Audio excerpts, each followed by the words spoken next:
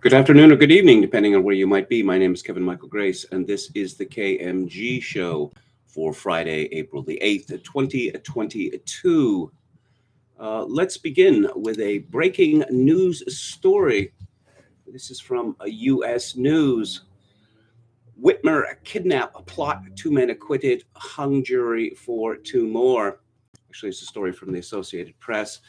A jury on Friday acquitted 2 men of all charges in a plot to kidnap Michigan Governor Gretchen Whitmer, but couldn't reach verdicts against the 2 alleged leaders, a stunning defeat for the government after a weeks-long trial that centered on a remarkable FBI sting operation just before the 2020 election. Yes, remarkable is one way to describe it. Whitmer did not immediately comment on the outcome, though her chief of staff was critical, saying Americans are living through the normalization of political violence. The result was announced on the 5th day of deliberations, a few hours after the jury said it had been struggling to find unanimity on charges in the 10-count indictment. The judge told the panel to keep working, but jurors emerged again after lunch to say they were still deadlocked on some counts. So Gretchen Whitmer is in the national news again, so we get to see many, many pictures of her strange, waxen figure. And this is from Ken Bensinger at BuzzFeed News. A stunning surprise in the Michigan kidnapping case calls the government's domestic terror strategy into question. In one of the nation's most important domestic terrorism trials, the government's single-minded pursuit of a conviction speaks volumes about way more than just this one case. As a result of the verdict, Daniel Harris and Brandon Caserta are now free men, while the federal judge overseeing the case called a mistrial on the counts against Adam Fox and Barry Croft. In a written statement after the verdict, Andrew Burge, the U.S. Attorney for the Western District of Michigan, said that Fox and Croft now await retrial, although he did not say when that would be.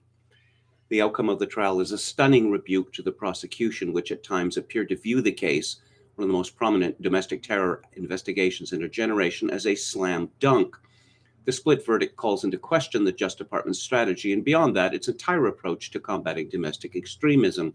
Defense attorneys in the case, along with observers from across the political spectrum, have argued that the FBI's efforts to make the case, which involved at least a dozen confidential informants, went beyond legitimate law enforcement and into outright entrapment. The jury clearly saw what the FBI was doing to create this case, said Caserta's attorney Mike Hills in an interview after the verdict was announced. They saw it and they didn't like it. To make their case, federal prosecutors presented a mountain of evidence, hundreds of audio clips, videos, and text messages, many of which show the men describing violence they would personally like to inflict on the governor, plus the testimony of a confidential informant, 2 undercover FBI agents, and 2 defendants who had pleaded guilty and agreed to cooperate with the investigation. But the most striking thing about the closely watched 15-day trial might be what the jury never got to see. Both before and during the trial, prosecutors went to extraordinary lengths to exclude evidence and witnesses that might undermine their arguments, while winning the right to bring in almost anything favorable to their own side. As a result, defense attorneys were largely reduced to nibbling at the edges of the government's case in hopes of instilling doubt in the jurors' minds and to making claims about official misconduct with vanishingly few pieces of evidence to support them. Over and over during the course of the trial, the prosecution objected to any attempts by defendants to provide context for the often shocking sound bites and text messages shown in court, objections sustained by a judge who agreed that such material risked confusing the jury. The result was, at least from the defense point of view, a stunningly one-sided presentation that left the preponderance of evidence out of court and gave jurors precious little to balance the Justice Department's claims. The government controls the evidence, Fox's attorney Chris Gibbons said in his closing statement last Friday, and they can play whatever they want. And another comment on this from Jordan Boyd at the Federalist. Prosecutors representing the U.S. Department of Justice argues that the group of men were anti-government extremists who schemed to violently take down Whitmer for her role in promoting COVID-19 tyranny in Michigan. They exchanged lighter prison sentences for testimony from 2 other men found guilty of participating in the Whitmer kidnapping racket, helping absolve the government of any blame in the case. When news of the alleged plot surfaced, Michigan Attorney General Dana Nessel and corporate media smeared the men accused of wrongdoing as white supremacists. Some journals blamed the plot on President Donald Trump, even though some of the men involved were openly anti-Trump. If the president read his intel briefings and understood the dogma of white national groups, he'd realize that language like liberate Michigan is read as tacit permission, if not explicit encouragement for militias to take action, Politico's chief political correspondent Tim Alberta wrote. Defense attorneys, however, countered the government and media's attempts to pin the plot on Harris, Caserta, and others with evidence that the FBI deliberately hatched the plot and manipulated the men into joining the motley crew led by government informants. As Julie Kelly, a senior writer at American Greatness, documented in her work exposing the FBI's corruption, more than a dozen FBI undercover agents and informants were involved in the kidnapping caper and even paid tens of thousands of dollars by the government for their role. These agents and informants served in the key leadership positions of the militia group, trained the militia members in military tactics, actively recruited participants, and funded much of the militia's activities. The FBI's plot to entrap the men draws strong parallels to the intelligence agency's attempts to charge and convict a group for occupying federal land in Oregon. Brothers Ammon and Ryan Bundy were ultimately found not guilty of conspiracy and weapons charges in 2016 when evidence that the government used at least a dozen confidential informants to exacerbate the occupation. Now, I think we can see what's going on here. The FBI, the Department of Justice, well, the Democratic Party as a whole, the media believe that America is at risk of a takeover by so-called white nationalists or white supremacists. If they can't find any evidence of the danger of this, then they will just manufacture it because it is for the greater good. And I'm reminded of a situation in the Russian Empire circa 1900, where Russian revolutionary groups had been so infiltrated by government agents that most of the terrorist acts in Russia at that time were perpetrated not by revolutionaries, but by czarist agents. That is a very dangerous precedent, but that is the route that the United States is going down. The title for today's show is Sub Specie Aeternatis, which is Latin for under the eye of eternity. Now, of course, there's a tendency, well, it's a universal human tendency to regard the way things are now as, well, the way that they should be or the way that they always have been. And of course, this is not true of any age, really. But this age more than most.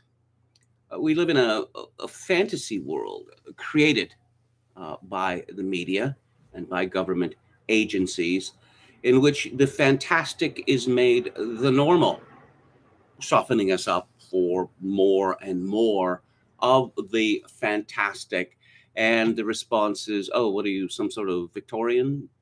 Do you want to go back to the days when piano legs were draped to avoid scandalizing people? Ho, ho, ho. Very satirical. We're long, long, long past those days. Here's an example. This is from Slate.com, which used to be a respectable publication. In fact, when Michael Kinsley started it in the 1990s, it was an excellent publication. But this is what Slate has been reduced to. From their advice column by Jessica Stoya, I asked my husband for an open marriage. Now he's being completely unreasonable. I feel a little trapped.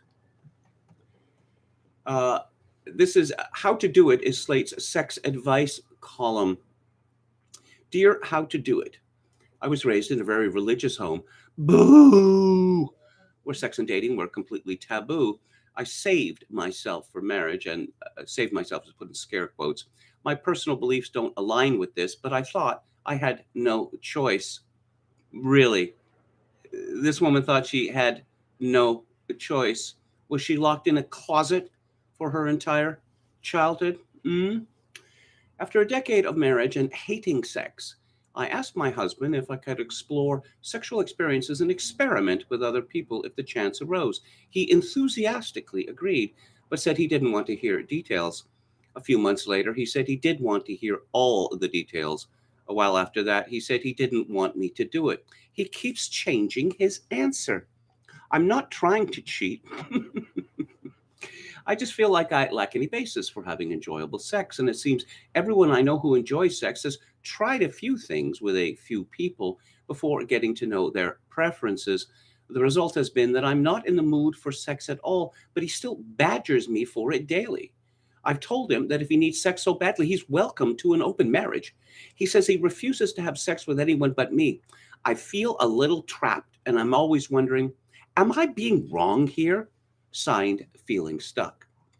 Dear Stuck, a daily badgering for sex is a big red flag. You feel trapped because you are trapped. He told you one thing, changed it again, and now seems to expect you to be suddenly happy with the sex you previously hated. A reasonable solution for him, since he refuses to have sex with other partners, would be to develop a robust, let's say, onanist routine. Does he have one? It sounds like your situation has gone completely off the rails. I'm wondering if your husband was raised in a similarly sexually repressed environment, and if some of his behavior is coming from the internalized idea that all couples should be a closed pair. It's also possible that he wants to be open and for you to have the opportunity to explore, but it is so deeply naturally monogamous, he is rather, that he's incapable and his feelings are exploding in awful ways. If you want to preserve the marriage, a couples counselor is a top priority. Badgering for sex is enough of a red flag, and more so if this behavior was the norm before your discussions about opening up your relationship. Take stock of the situation. Is your husband demanding and erratic about other aspects of your relationship? If you feel unsafe, there shouldn't be any shame in going to a friend's place or a hotel. Read your letter out loud to yourself. Pretend you're a stranger reading it. Are you worried for the writer? If your gut says yes, go. Yes, read your letter out loud to yourself. Maybe she should have done this before she sent it.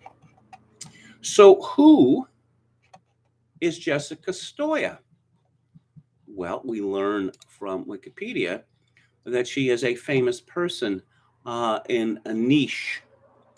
According to Wiki, Stoya is an American pornographic actress, model, and writer. Stoya was born to a Scottish father and a Serbian mother. As a child, she wanted to become a dancer, starting dance lessons at the age of 3. She was homeschooled and received her high school diploma before the age of 16.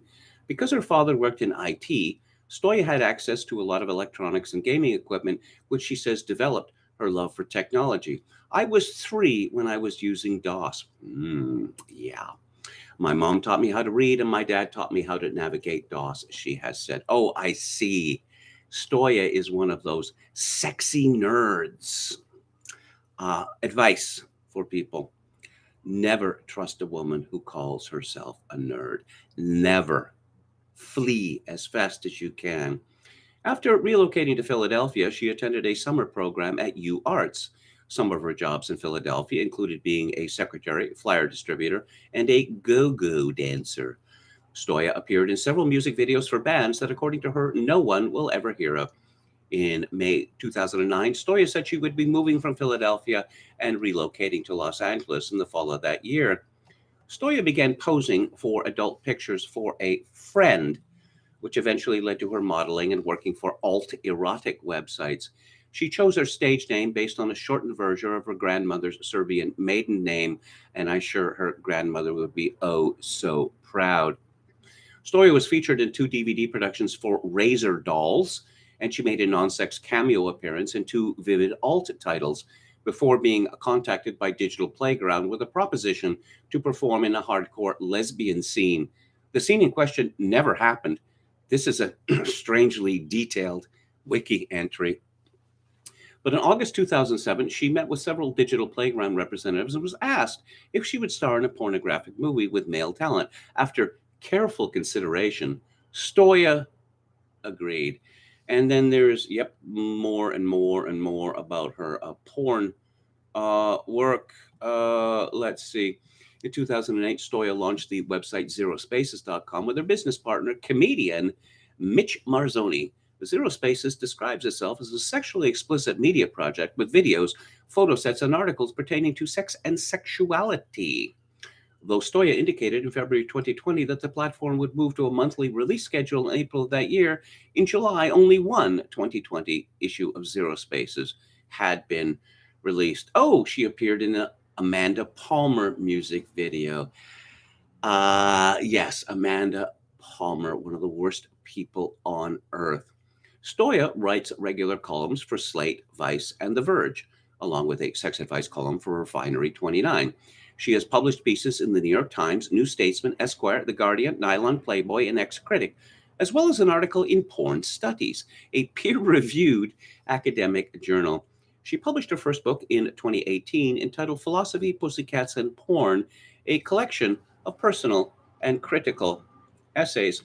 Stoya has acknowledged the importance of social networking in her career, and she is active on MySpace, Twitter, Tumblr, and various internet fora.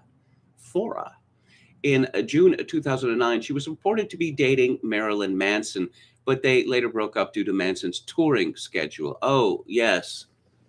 Again, one of these women who happened to hook up with America's most famous Satanist. Really good judgment there. Afterwards, she dated pornographic actor James Dean for several years. In 2015, she wrote on Twitter that Dean had coercively sexed her without consent. And then there's a list of all the awards that she's run. So who owns Slate these days? Slate was founded by Microsoft, actually. But now it is owned by the Slate Group, LLC, an entity established in June 2008 by Graham's holding company. Among the publications overseen by the Slate Group are Slate and foreignpolicy.com. The creation of the Slate Group was announced by Donald Graham, the chairman and CEO of the Washington Post company. Graham's, yes, a storied American journalism family. So apparently, Donald Graham and the Slate Group and the editors of Slate think that a pornographic actress, that is to say, a woman who has sex for money, is best placed to give marriage advice. Does this seem, who would this seem reasonable to?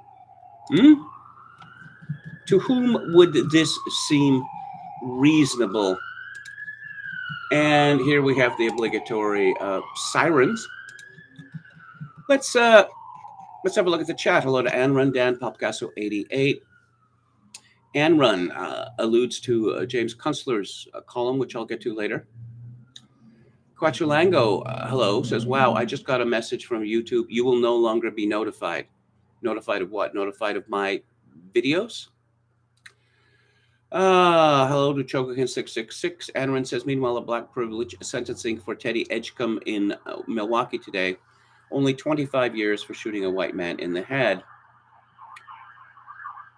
It is Friday afternoon. Who else do we have here? Hello to Thomas White, William Hicks. British American says, Kunstler is on fire these days, though dangerously hot to the touch for KMG and no doubt others as well. Joekin666 says, Ukraine forces atrocitizing their own citizens. Again, I see. Popcasso88 says, and yes, that movie is horrible. Jumanji. Oh, okay, I get it. Anran says of Kunstler, he's a fine writer, etc., but his hopium is more than a bit much at times. Quachulango says Julie Kelly does great work, which she does. British American replies, yes, but I unapologetically need the hopium. I need to hope that there are white hats getting ready to take down all these rodents. Hello to Pete Bauman. Quachulango says, I drape my piano legs and see through gauze. What does that make me? Quachulango describes Kunstler as a lifelong independent that hates political scum. You know what Kunstler means? The German word. It means artist. That's a good name, don't you think? William Hicks says, that evil husband is moving those damn goalposts. And I'm thinking, this is female behavior, what was described. How do we know that this is actually a male spouse? Dan says, sounds like this lady doesn't want to be married. William Hicks says the husband would have been labeled undersexed back in 1970.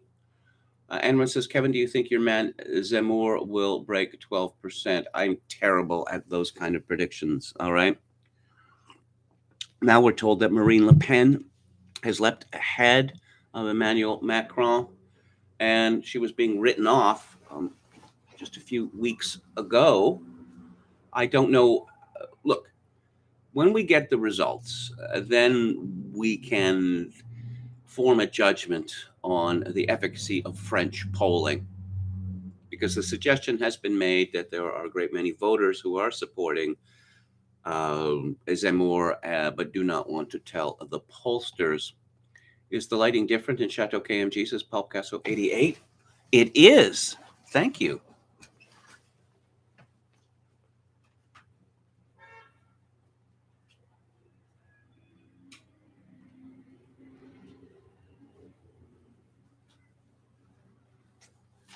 There we go. That's better. Go-go dancer, says British American. Hey, the 50s cold. They want their idiom back. Oh, you liked it better before. That's the overhead light that I turned on. William Hicks says she's the daughter of Dirk Diggler. What's up with Mike Kinsley? I believe, as Coachalango, I believe that he has been suffering from a degenerative disease for quite a few years. Quite sad, actually. And just let me confirm that. Let's see. No, that's not what I want. That is not what I want. And nope. What was that he had? He has Parkinson's disease, revealed in 2002. Okay. All right. That explains why he's pretty much disappeared. Okay. So the sirens provide a fitting atmosphere for the show, says William Hicks. Room 237 has the best light in the hotel. Oh, dear.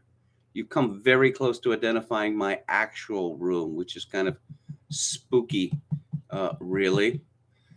But again, on the subject of Specie Aeternatis, this is from Chris Menahan at Information Liberation. The White House said Thursday that sex change surgeries for children are life-saving, and threatened that the Department of Justice will hold states accountable for allegedly violating the Constitution by banning the macabre procedures. Jen, not Jennifer Psaki, says sex reassignment surgery, puberty blockers for kids is best practice. States preventing it will be held accountable. What are they going to send the 82nd Airborne in? Is that what they're going to do? The Alabama legislature passed legislation Thursday criminalizing gender reassignment and other related procedures for minors, including puberty blockers and hormone treatments, with a threat of up to 10 years imprisonment. Yes. The press secretary said Alabama's legislation, which awaits passage by the governor, is intended to harm kids. We have a kind of Schrödinger's cat situation here, where it's possible for a person such as Jen Psaki to be both demonic and completely devoid of any kind of thought or agency. She said, Republican elected officials are engaging in a disturbing, cynical trend of attacking vulnerable transgender kids for purely partisan political reasons today in Alabama, instead of focusing on critical kitchen table issues like the economy, COVID, or addressing the country's mental health crisis. This is a part of the mental health crisis, Jen Psaki. Republican lawmakers are currently debating legislation that, among many things, will target trans youth with tactics that threaten to put pediatricians in prison. Yes, and if they provide medically necessary, life-saving health care for the kids they serve. This is big business. The trans business is very big business. The press secretary also announced that lawmakers and other legislators who are contemplating these discriminatory bills have been put on notice by the Department of Justice and the Department of Health and Human Services, and said that outlawing sex reassignment, puberty blockers, and hormone treatments for children by medical professionals may violate the Constitution and federal law. She also claimed that all major medical associations agree that these treatments are the best practice and are potentially life-saving to children identifying as transgender, and therefore should not fear that their parents or medical professionals could be imprisoned for helping them and loving them. HSS Secretary Xavier Becerra said Wednesday he will do everything he can to ensure children can get sex changes. This is the hill that they're going to die on, apparently. Oh, all major medical associations. Well, if one wants to go back some years, all major medical associations agreed that lobotomies were great things. Also, that electric shock treatment, or what do they call it now? Electroconvulsive therapy, ECT, that was a great thing. They also believed that homosexuality was a mental illness. I mean, I could go on. But of course, they were right then and they're right now. They don't have a long history of being wrong, often deadly wrong, about so many things. And here's a tweet from President Joe Biden from March 31st. To transgender Americans of all ages, I want you to know that you are so brave. You belong. I have your back. Well, once again, the sexual mutilation of children is such a monstrous crime that all those responsible for it, directly or indirectly, will pay a terrible price, either in this world or the next. And here is a piece from the Spectator Australia.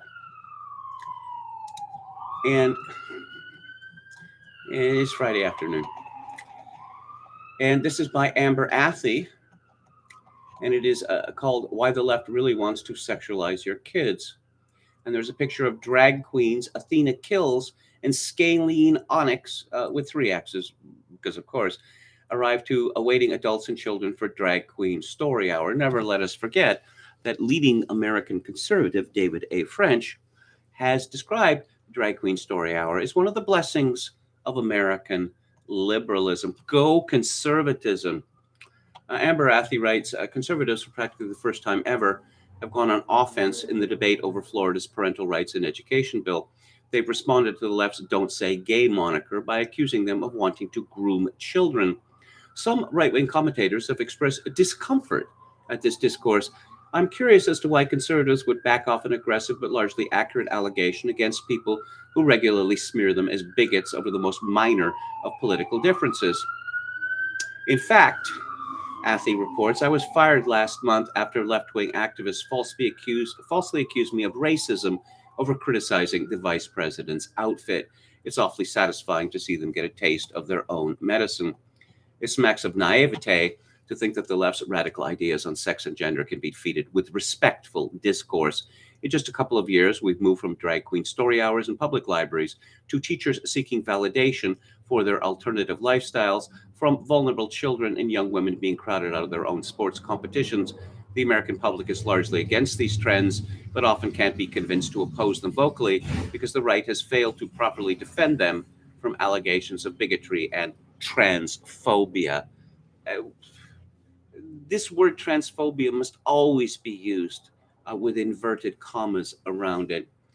The right has an obligation to make it even more toxic to support these ideas than it is to oppose them.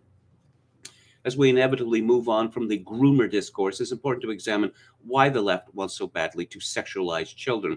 Yes, some of them are pedophilic creeps, but there's also a larger strategy at play. The left's goal is to drive a wedge between children and their parents so that they can be more easily indoctrinated with radical progressive ideas. This used to start in the universities. Hardworking families would send their kids off to college only for them to return home for the holidays, spouting nonsense about white privilege and systemic racism. Conservatives grew hip to this game and started exposing the fantastical concepts being taught in higher education. And what do they do about it, these conservatives? Nothing. In order to continue their successful brainwashing, leftists needed to turn the kids when they were younger and more impressionable. A nice one-two punch was developed. Kids learn key concepts of critical race theory, which encourage them to hate themselves and their peers because their skin color makes them complicit in systemic oppression. The kids who are marginalizing others with their mere existence are then offered the opportunity to pick new, safe identities from a batch of made-up genders and sexualities. They're encouraged to hide this from their parents, whose bigotry won't allow them to understand. Children who accept this paradigm are applauded and set up as the virtuous heroes against their evil parents. Parents are forced to accept their child's new identity or risk losing them forever. It's a stunningly effective way of creating new woke warriors. Athey concludes, when facing this existential crisis, fretting about the term groomers should be the least of conservatives' worries. Yes, indeed.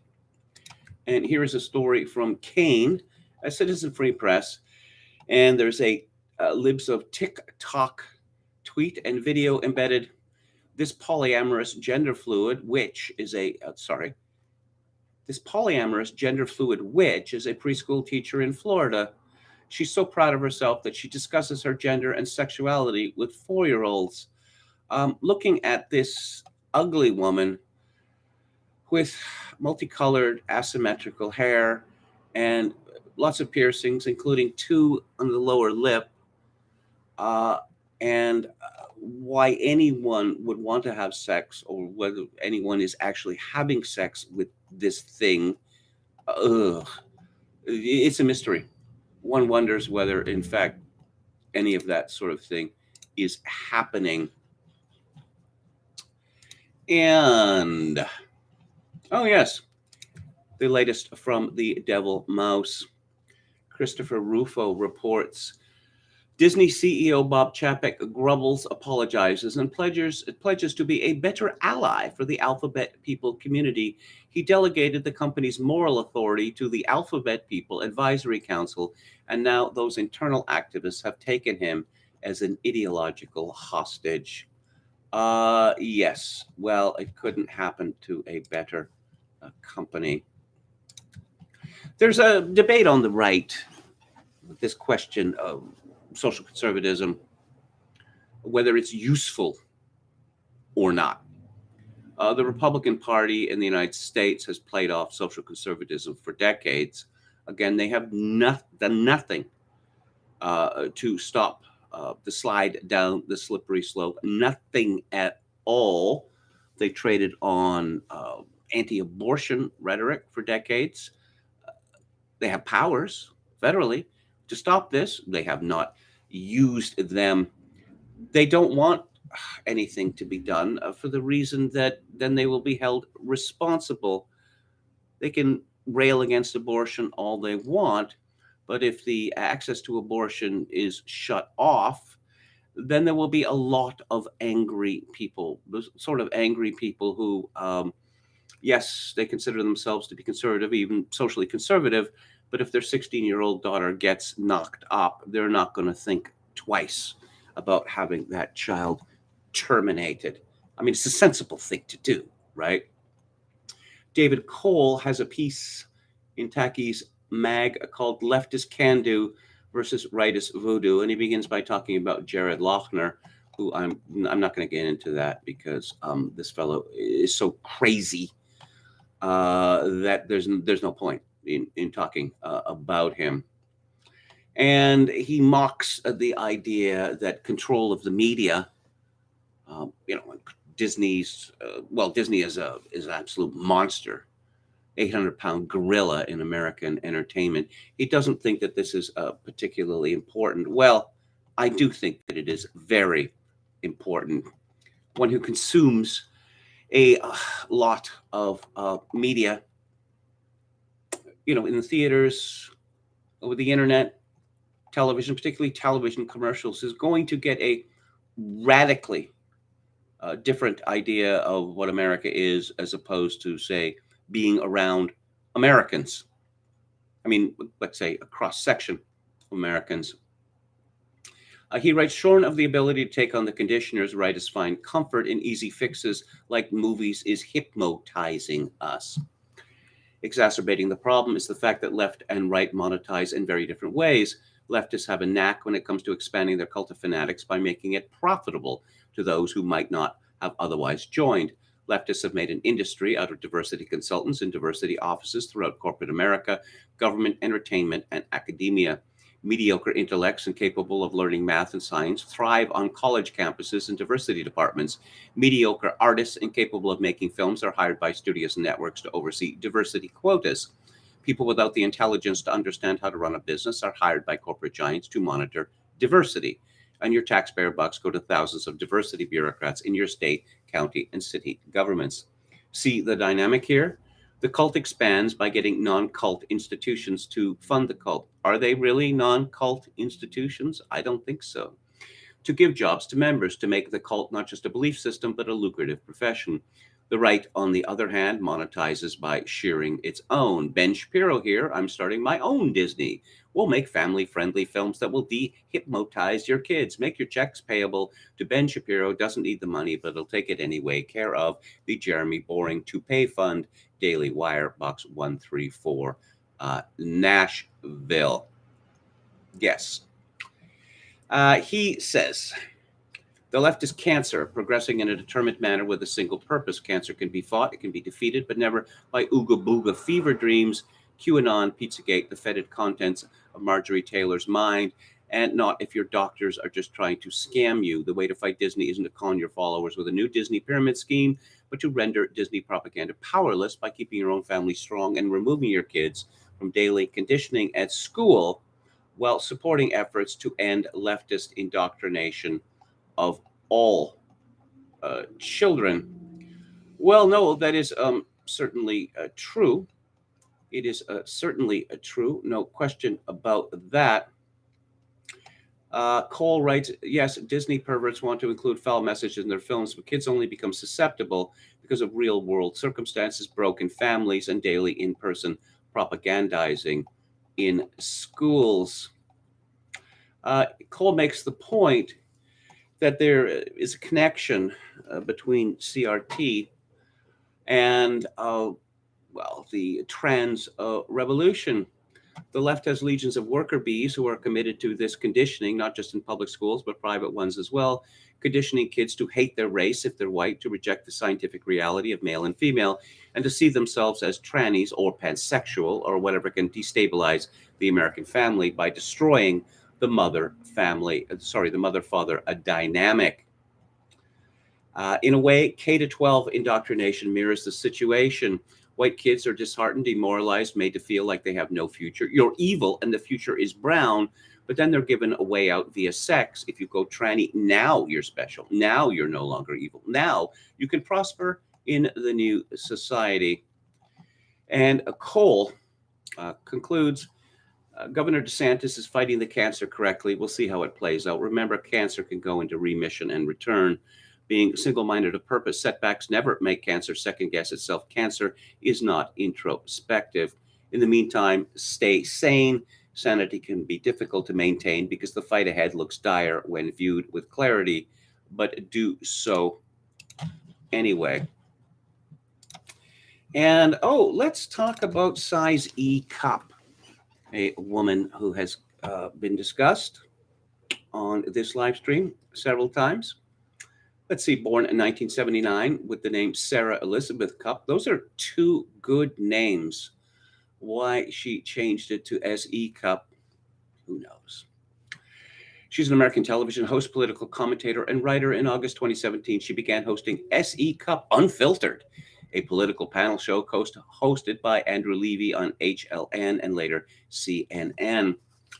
She's a former panelist on the CNN political debate show Crossfire, author of Losing Our Religion, The Liberal Media's Attack on Christianity, and co-author of Why You're Wrong About the Right. Of course, her new job is that, yes, you're absolutely right about the right. They're monsters. They're crazed. They've lost track of reality. They're evil. They're a threat to America. Okay. So, recently, She posted on her Twitter account a very strange a link to an essay in which she pretty much admitted that she has been a mess her entire life, which I find, well, curious. I'm not surprised that people in the media have been a mess their whole lives, but if you are in the game of instruction, I don't believe that it is wise to make this kind of confession. She tweeted August the 10th, 2021, "We're all dealing with a lot." Yeah, and that hasn't always been the case. Here's what I'm going through. Uh-oh. I hope it finds its way to someone who needs to know they're not alone. Thanks for reading and bearing with me. And there is a heart emoji. And this is an essay from the New York Daily News. Living with anxiety and holding strong. Never in 25 years of writing has a blank page felt so intimidating. To say I struggled to find something to write about this week is an understatement, not because there isn't an abundance of news and important stories worth covering, but because I haven't been able to read or watch any of them without spiraling into an uncontrollable sense of panic and fear. That's exactly the sort of person I want to take advice from. For the past week, I've been stuck in a deep black hole of anxiety, a kind I've never felt before. It's been, wait for it, exhausting. Before I continue, let me say at the outset that I am getting treatment. Well, that's good to know. I'm taking steps to limit my exposure to triggers. I have not yet asked my employers for time off, but I may very well. I've always been a worrier, the kind Woody Allen movies and Larry David sitcoms affectionately portray as neurotic, or as go-getters might spin as type A. Worrying about what could go wrong has been a part-time side hustle for most of my life. I chalked it up to moving often as a kid and having to constantly prepare for unknowns, later exacerbated by 9/11. Oh, come on, lady. And compounded exponentially when becoming a parent. Isn't that supposed to be a joyous thing? Worrying became the full-time gig. No, not your full-time gig, but never mind that. I constantly caught myself envisioning the worst possible scenario, even scenarios that were not just unlikely to happen to me, but nearly impossible. I told myself this was a normal part of responsible adulthood, and that things like clocking the nearest exits in a restaurant were just being prepared. Oh, gugh. I also started obsessively transferring the pain of others onto myself. It wasn't hard to find subject matter. I covered things like war, genocide, oppression. It wasn't long before every child victim of the Syrian war was my child. Every mother fleeing Myanmar was me. Every family separated at the border was mine. Well, clearly, this is a mind at the end of its tether. But let's take advice from this woman. In the past week, simple things have become impossible. Making a decision from what to buy at the grocery store to which words to use in a conversation is agonizingly difficult. Racing thoughts make sleep impossible. A video of a boy on a ventilator sparked a panic attack while running errands. What? Where were you watching this video while you were running errands? Were you staring down at your smartphone? I'm simultaneously overwhelmed with emotion and completely disassociated from my body. Yet, let's confess our mental illness to the world. While I knew instinctively to limit my news and social media intake, it's my job to pay attention. You're not paying enough attention. You're not thinking enough, lady. So, as I prepared to write this morning, the headlines were assaulting. COVID-19 cases among kids keep rising. Wildfires ravage California and Greece. Cuomo report triggering emotions for other sexual harassment victims. Former Bronx charter school music teacher sexually abused students as young as 12. Man on meth and Xanax crashes child's birthday party. Actually, the last one seems kind of funny, although I'm not familiar with the details. Asking anyone to function miss a steady diet of this kind of news is a heavy lift. No. Okay. I was in the news business for many years. People in the news business, well, they used to develop a kind of gallows humor, the kind of talk that one heard in newsrooms. Well, I shouldn't repeat it really, because it would cause faint-hearted people a great distress. But they say that no news is good news, and that's absolutely true. The news is overwhelmingly bad news. So one has to develop a carapace in order to protect oneself. And clearly, size E Cupp has not. But that's a bit of a diversion there. I wanted to talk about a tweet storm from her 2 days ago. A thread about freaks and predators. I grew up dancing ballet. I did it every day, 6 days a week, starting at 6 in a very strict Russian Vaganova school. Is this really a good idea?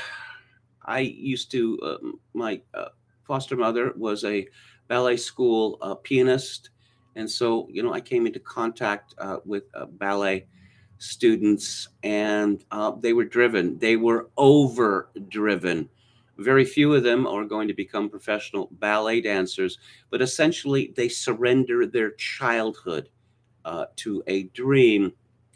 Eventually, she says, she got into the Boston Ballet School. My community of male dancers was mostly gay. You don't say. This is in response to a tweet from Jason Campbell. Candace Owens slanders alphabet people, teachers. Pedophilia is around the corner. We must not give these freaks and predators so much as 1 inch. A size E Cupp continues. I didn't know anything different. My gay friends were normal, typical, just like me. No, they were not. Did you see the way that they spoke, the way that they gestured, what their topic of conversation was? Almost overwhelmingly sex. Homosexual men, that's what they talk about, almost nonstop. One needs only a casual acquaintance with these people to know that. Or you can read, dancers were closeted to the world. No, they were not. In my early teens, I first heard the slurs about my friends, my family, from outsiders. They were called freaks and predators. It was the first time I realized they weren't accepted the way I was, the way I knew them. S.E. Cupp never picked up on the, how would I put it, just overwhelming contempt that male homosexuals have for women. The words, the phrases they use to describe them, the contempt with which they regard women, the way they act, what they do, their sex. But let's continue. Then when I was 12, my beloved instructor died of AIDS. I was gutted. He'd been the kindest, most gorgeous dancer I had known. Outsiders said he got what he deserved. And I wonder if S.E. Cupp knows how men get AIDS. Well, how people get AIDS. I first confronted this kind of bigotry as a teen and was so disoriented and sickened by it. If only people had grown up knowing the people I'd known, they couldn't think this way. I felt like interlopers had corrupted a beautiful space. Ever wonder why so many of these boys who go to ballet school end up as male homosexual? Ever wondered about that? Size E Cupp? Quite a coincidence. Wouldn't you say? These culture wars projects aren't about protecting children. Children are all innocent and loving. They love and accept everyone. These bills and wars are about adults putting their policies and their bigotries on our kids. Children are not all innocent and loving. What, are you insane? And that is the injustice. That is the corruption of innocence. So when Candace calls my friends freaks and predators, it's personal, because with that, she is indoctrinating children to hate. Yes, children don't know how to hate. Adults teach them that. Apparently, size E Cupp has one child. Has she ever spent any time with this child? Was she ever a child herself? Has she ever observed other people's children? Children are tremendous haters, often or typically for trivial reasons or none at all. If you've ever seen siblings together where they're, willing to throttle each other over some playing piece, or I want that. Okay, well, let's trade, okay? No, I want that. No, but you said that you didn't want that. You wanted that. It's no good arguing with children. They're irrational. Children are typically afraid of things which are strange to them, particularly physical disability. I remember one of my daughters, she would be about 3 or 4 years old, and we were in a store, and there was a man in a wheelchair with cerebral palsy in front of us, and she became panicked. She was absolutely horrified, and she grabbed my hand and hid behind my back. I certainly didn't teach her that. It is instinctual. It is atavistic. But here's a woman who spent, I don't know, a decade or so in near daily contact with homosexual adults, male adults, and apparently learned nothing about their nature. Or perhaps she simply suppressed this, which might explain the nervous breakdown which she chronicled in the New York Daily News. Let's go to the chat. Buffering? People hearing buffering? Okay. What do we have here? If they don't die on this hill, but when, well, then we're truly at the end times, and the end times need to come right soon. I mentioned this on Twitter a couple of weeks ago. It was about a decade ago when I first heard the term the female penis, and I thought, it seems that we have arrived at the end times. But here we are. It turns out that there is indeed a great deal of ruin in a nation, too much so, as it turns out. David the Gnome says, the grooming charge really stings. Indeed, it does. Quachalango says, if Canada is as lost as seems, KMG should teach the derelicts across the street to sing I'm Waiting for My Man. Well, yes, in chorus. PR shoes, indeed, and a big straw hat.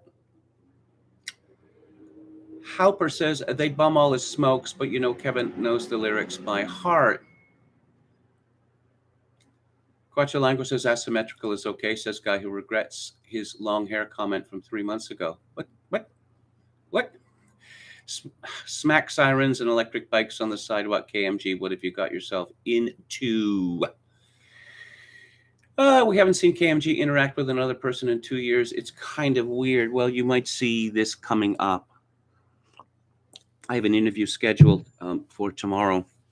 I'm rather worried about. It's been 2 years since I have been interviewed, and I'm rather worried about the state of my tech. But let's hope all goes well. And who else do we have here? Hello to Agamian. Enron says, I certainly have major disagreement with him on various movies, composers, etc. Well, I don't expect everyone to agree with me about everything. Hello to Don from Beyond. Popcasso88 says, I too have plenty of disagreements with KMG about movies. And both of us also on the looks of some women. I feel I've no right to use the word exhausting anymore, says Gamion. Agreeing all the time is boring, says Oscar Toe. Yes, people need a certain amount of resistance, although I'm reminded of what Glenn Gould once wrote, that he said he needed a lot of spinal resistance when confronted with opinions that differed from his own. Of course, Glenn Gould lived in an absolute bubble. This is a man who lived in Toronto and managed to pretty much completely isolate himself from the world and everyone in it. So much so that his death was rather like the death of Joseph Stalin. The circumstances were remarkably similar. Stalin had a stroke, and there he was, on the floor of his bedroom. And, oh my God, what do we do? What do we do? What do we do? Whatever we do, we're going to get in trouble. So how about we just leave him there? Glenn Gould had a stroke, and his factotum or gopher was absolutely terrified, because should I call an ambulance and bring Mr. Gould to the hospital? But he's never seen in public, and he hates being around people. And, if he goes to the hospital, he's going to be around people. Eventually, the factotum decided to call for an ambulance, and he was taken to the hospital. But by that time, it was too late. Do we have anyone else here? Hello to Yo Mama. KMG versus Ford over the pandemic would have been dynamite, says Halper. I gather that Luke Ford basically bought all the panic. Is that correct? Samantha Morton is the one that comes to mind first for me. I think Samantha Morton is a very attractive woman. The real Debbie Curtis was better looking than Morton in Control. Uh, the Wang Lin Johnson debate is the closest we'll get to a KMG Ford one. Okay. In the past, a lot of people didn't have actual experience with gays, says David Denome. 1986, I was working in talk radio in Vancouver, and AIDS was, oh my God, we're all going to die of AIDS. That didn't happen, did it? For obvious reasons. But in any event, so we spent a lot of time on the subject, and so we had all the AIDS Vancouver people in on a regular business, and I noticed something, that I would be in the foyer of the building, and then these AIDS Vancouver people would come in, and I'd be sitting on a couch in the foyer, and so they look at me, and I look back at them, when you break eye contact, and then I notice something. Why are you staring at my crotch? Why do you keep staring at my crotch? Stop doing this. My eyes are up here. You know that old joke that women say? And this is anyone who's ever worked with homosexual men will tell you this, that, yeah, my eyes are up here. Okay? I mean, you might want to try being a little more furtive. All right? Let's see. Popcasso88 says Samantha Morton is kind of cute in a quirky way. Someone making donuts in the parking lot outside Kevin's building says, yo, mama. De gustibus, non disputandum est, eh? Yes, I suppose that's true. Hello to Halper. Don Willis says, look at the children having fun without regard to why. They all look different, but deep inside, their feelings of love, they can't hide. Jimmy Cliff. Okay. What about Nikki Taylor, Kevin? Hot or not? I've heard the name. I don't, Nikki. Women start getting porn star names. There's a Canadian NDP MP, the porn star name, Nikki. Oh, I see that it is spelt with one K. Oh, I know who she is. Yeah, a former supermodel. Yes, attractive, no question. I don't like the permatan. I'm really not a fan of the permatan. Okay. When was Kevin's last show with Luke again, says Anrun? I believe it was in January of 2020. That's just a guess. So now we are going to talk, oh yes, the plague of affluent female liberal women. This is a real story and not a parody by Alexis, ooh, classy. Alexis Grenell of The Nation. Let's start charging men to have babies. Mothers are pushed out of the workforce. Maybe it's time for a market solution. Yes, let's bring, men and women, all aspects of life need to be controlled by the market. All of them. Mothers are being pushed out of the workforce. Okay.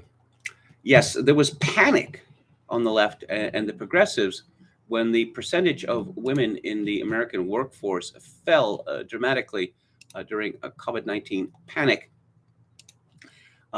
Actually, I believe it was, 3 years ago or so, the number of women in the American workplace for the first time exceeded the number of men.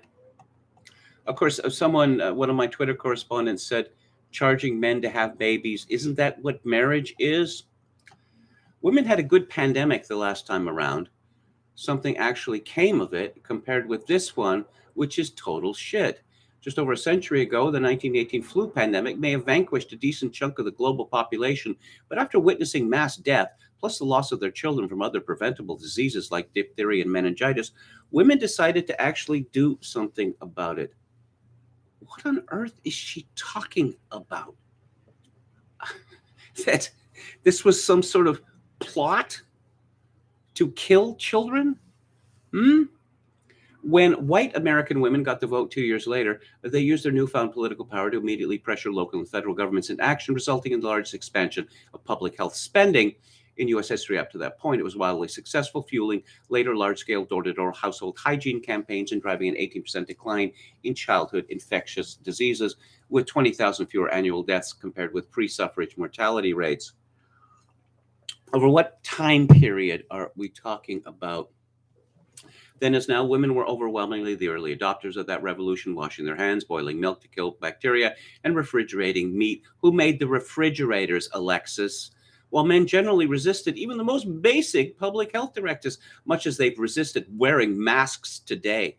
Quite simply, more children lived because politicians actually responded to the flush of new female voters and their demand for less death, as opposed to the earlier demands for more death. This must sound like a sick joke to the over 3.5 million mothers who watched COVID-19 kill their careers. Aw, their careers. Yes, the cubicle drones. Lovely career, that is. And then West Virginia Senator Joe Manchin cancel any hopes of paid leave or state-subsidized childcare. Yes, any woman who doesn't work outside the home for as many hours as possible per week is a traitor to the GDP. This is what feminism has devolved to. Also, what's a woman? Who knows? I'm not a biologist. Now we're staring down the complete loss of Roe v. Wade. I thought you were interested in children not dying, Alexis. And a new bill in Missouri where the party of life, as long as it's cis, straight, male, and white. Oh, really? There have been efforts to ban sex-selective abortions, but the feminists scream in horror. A great many of these model minorities who come to North America from Asia routinely kill babies for the crime of not being male. But people like Alexis Agrenel don't seem to be very upset about that. Okay, withholding social infrastructure to push women out of the workforce while making them privately finance raising their children. Privately finance raising their children? Yes. Remember that feminist utopia when everything to do with raising children was paid for by the state? Boy, those were halcyon times, weren't they? It's peak capitalism and pure evil. This woman is all over the place. She's not a thinker. She demands that governments pay for daycare, which is a tremendous incentive, enormous incentive, a bribe. In fact, punishes women who stay at home because they're not getting the sweet, sweet lolly. But then she rails against peak capitalism. Oh, and it's pure evil as well. The only solution is to lean into our exponentially consumer-driven society, and deploy a market strategy, women to start charging men to have babies. It's really very easy. As long as we still have access to hormonal birth control, women can control the means of production of your womb as a bargaining position. I know it's not as good as having actual rights, but if conservatives are going to complain about falling birth rates, we might as well leverage the demand. Our hero is already leading the way in a recent viral Reddit post, which is surely absolutely true and not at all made up. A 34-year-old man described his 29-year-old partner's all-business approach to having babies, complete with a 16-page ring binder breaking down the cost-benefit analysis and its impact on her career. The TLDR is that it sucks. By our anemic American standards, the woman in the Reddit post is lucky because her company offers 6 months of paid leave at 60% of her salary. But considering the immediate income reduction she faces and her likelihood of getting mommy tracked, she proposed that her partner pay her $50,000 to compensate for the loss in earnings. This was apparently a huge turnoff for our author, who at no point suggests that he might take any of the leave, paid or otherwise, offered by his equally well-paying employer. Why would he do that? Parental leave for men? We've been memed into believing that's actually something that men want. It never occurs to him this behavior might also be a boner killer for her. That is completely inapt, of course, or that her relatively modest proposal didn't even begin to make up for the lifetime hit to her finances and career prospects. If you don't want children, don't have sex. Okay? Okay? Or you can use birth control like this woman, and then you won't have any sex. It's really that simple. Women have had access to oral birth control for over 60 years now, so they don't have to have any children if they don't want to have any children, but they are still complaining. Oh, Republicans will have fully criminalized birth control. There seem to be a fair number of progressives who actually believe that there is any kind of popular support for this. Any kind of popular support. And there is a piece, quite a good piece, at compactmag.com called by River Page called Fake Gay History. From Mariupol to Missouri, in real wars and culture wars, soldiers like to film themselves in battle. Twitter is awash with footage of Ukrainian and Russian troops showing off their tactical prowess and grisly exploits. U.S. culture warriors do likewise. A recent video of a young teacher, for example, shows her awkwardly speaking into a camera. There is a way to be sneaky about supporting, say, queer students in your classroom, and I want to show you it. The camera pans to homemade-looking pink triangle on her dry erase board. The teacher continues, the pink triangle was used in concentration camps to identify gay women and also people who were asexual. Absolutely. And now has been co-opted by the queer community to be a symbol of safe space. Dropping a pink triangle somewhere in your room makes a huge difference because kids look for that. No, they don't. No, they don't. Uploaded to Twitter by the popular Lives of TikTok account, the video caused a stir online. The ensuing brouhaha, which culminated in the doxing of its creator as an educator in Florida's Ferguson Florissant School District, fed the growing controversy over Florida's so-called Don't Say Gay bill, which bars teachers from discussing gender and sexuality with children under 9. Lost among these ferocious skirmishes, however, is the principle of factual probity. Far too often, what passes for discussions of gender and sexuality and allyship among the educator-activist class is in fact propaganda that traduces actual alphabet people history and insults the intelligence of the wider community. And it's all done to maintain narratives that serve the interests of the educator-activist class, whether they be personal or political.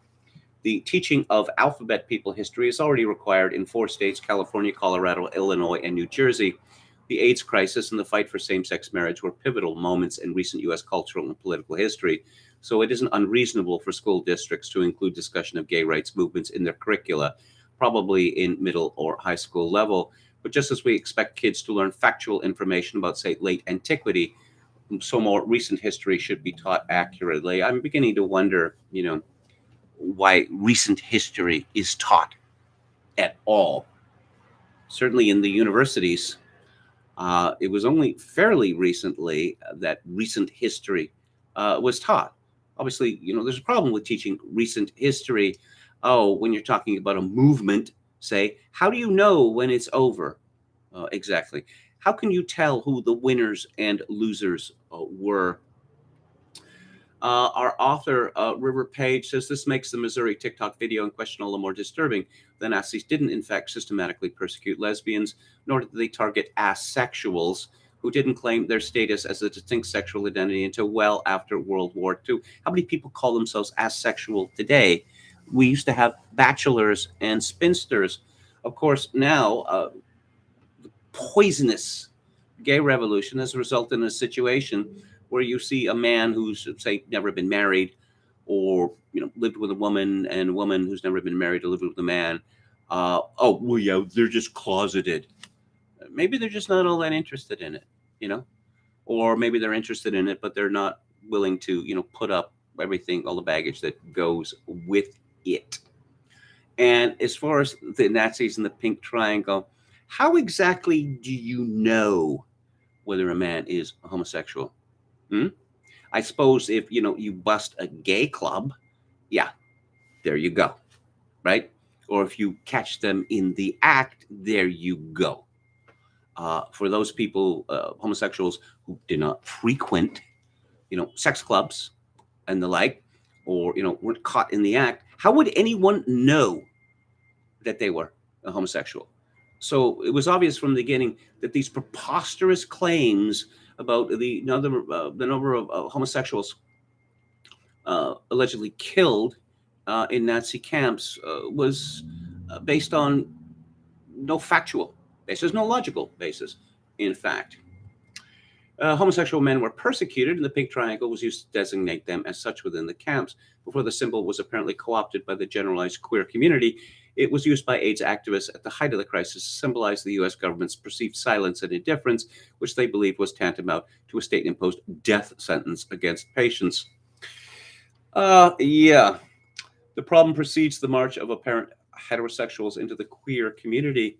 Overstating or outright fabricating the place of minorities within the community happens often, and these histories are often written like Mad Libs. Insert the name of a group, add an adjective, a verb, and a place until somebody's son comes home from school asking about the asexuals at Treblinka. The claims in the TikTok were novel, but older myths are older and better established. One of the most popular is that a trans woman of color threw the first brick at the Stonewall riots, although there was no direct evidence to confirm that account. The supposed trans woman of color, usually named Marsha P. Johnson and Sylvia Rivera, were both drag queens who sometimes called themselves transvestites, but never transgender, or was more common at the time, transsexual. They weren't even there the first night. But since no one knows who threw the first brick, those inclined can generalize that if not Johnson or Rivera, some trans woman must have thrown it, or at least could have. 11 years after the murder of Matthew Shepard, President Barack Obama signed the Matthew Shepard and James Byrd Jr. Hate Crimes Prevention Act, cementing Shepard's status as a martyr for a persecuted minority. Due in no small part to the work of activists, this is still largely believed to be the case, despite the overwhelming evidence presented most notably in Stephen Jimenez's 2013 book, The Book of Matt. Jimenez demonstrated that Shepard was killed in a dispute over drugs and money, and that at least two of his killers wasn't a homosexual, at least one of his two killers wasn't a homophobic stranger, but a former sexual partner the victim had known for at least a year. In 2004, before the book's publication, Jimenez had worked with ABC News on a 2020 segment re-examining the case, which provoked outrage in the gay press and earned a rebuke from Gay and Lesbian Alliance Against Defamation. According to Jimenez, GLAAD and the Human Rights Campaign also attempted to intervene editorially before the film's release. Well, you might remember there was, I wrote about this, 20, 25 years ago? Was it RCA Records? Out Classics for the gay community. And what you had on the cover was muscular men naked from the waist up, embracing. And therein, we learned that George Friedrich Handel was homosexual. There was no evidence whatsoever that Handel was homosexual. He was a bachelor. That simple. But to the gays, well, you know what that means. No, I don't know what that means.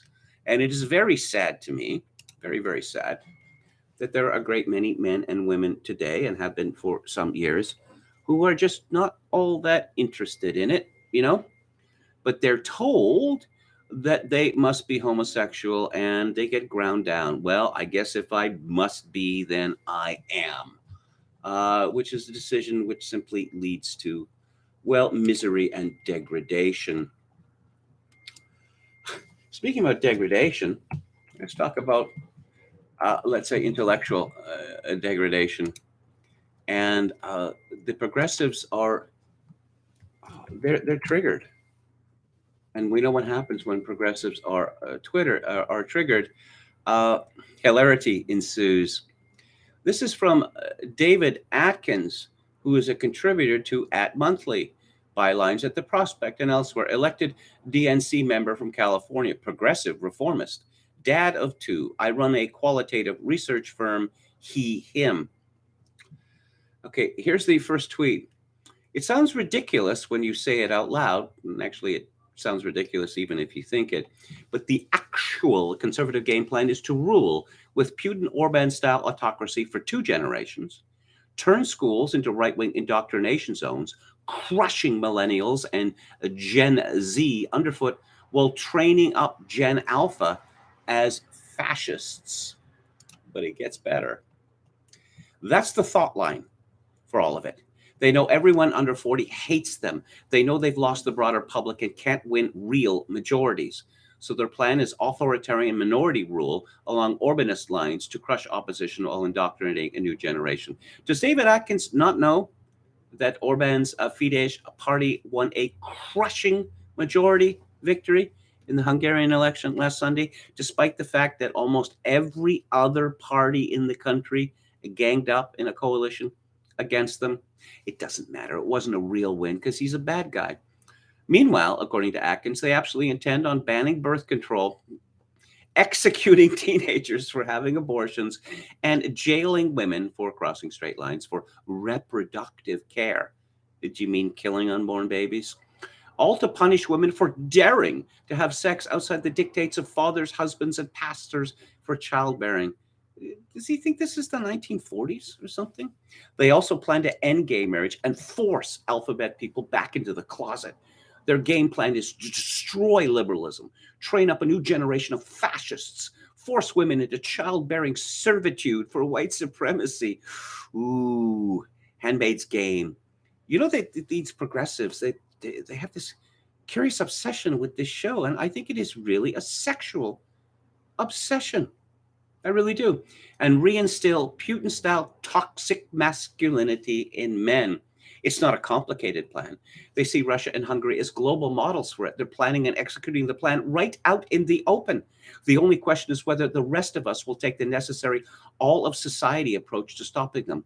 The thing is, in spite of the affirmative action for aging white evangelicals, that is the Senate, Electoral College, and their illegitimate SCOTUS, the plan is unlikely to work. It can only succeed if the rest of us fail to push back and say no, society-wide. It's funny, half the conservatives responding to this are all, that's not us. You don't know us at all. We're libertarians, honest. And the other half is all, based keck. This sounds awesome. Hey, libertarians, the Groypers are winning. Even your side hates Gulch. Libertarians. Yeah. The libertarians are absolutely fine. They applaud the destruction of society. That is their highest goal. So I responded to David O. Atkins with, I knew I shouldn't have left that PDF laying around. Oh my God, the fascists are coming back. You want to hear about authoritarianism? Well, here is a story from the Associated Press yesterday. President Joe Biden's requirement that all federal employees be vaccinated against COVID-19 was upheld Thursday by a federal appeals court. Oh, yes. People have autonomy over their bodies, do they? No, apparently not. You know, when it comes to killing their babies, absolutely. When it comes to not accepting a radical experimental gene therapy, no. You have no such control over your body. Here, this is from Steve Kirch's newsletter at Substack. New Israeli study of 2 million people shows that the fourth dose vaccine wears off against Omicron after 3 to 4 weeks, and protection is pretty much gone by 8. So you'll need a new booster around every 30 days to be safe. If getting vaccinated every 30 days doesn't cause people to wake up, I don't know what will.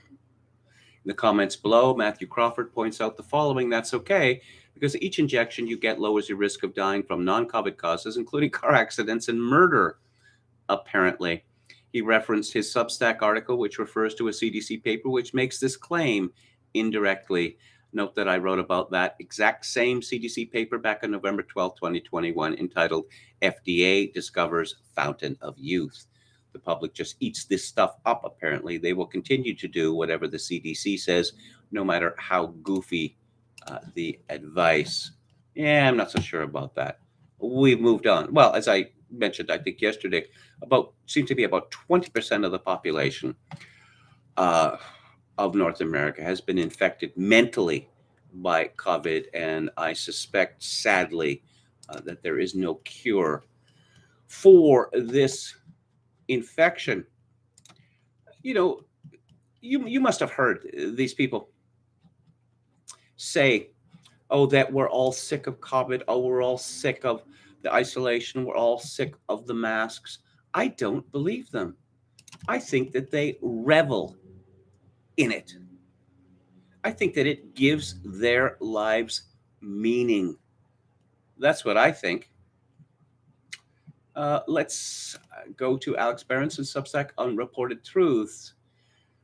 Oh, he's writing about JetBlue, which is that's a discount airline in the United States, is it not? Kind of like Ryanair in Britain. I don't know what that was. I don't normally vent publicly about bad customer service or personal experiences, but JetBlue just canceled the flight I am on less than 75 minutes before it was scheduled to depart. We'd already cleared security, no warning. Not only did they not apologize, not only have they not apologized, they haven't even announced the cancellation. This is a 1 or 2 flight daily route. According to JetBlue's website, there are no alternatives tonight. There are no alternatives tomorrow. There are no alternatives Sunday. A line of more than 100 people is waiting to rebook on flights that don't exist. The weather in New York is perfect. There is no excuse for this. I've never had an airline do this before. I have flown JetBlue for almost 25 years. They're based in New York City, and I remember when they started. I will never fly them again. This is a vacation for which we've already booked and spent money we won't get back. It's lousy, but we can live with it.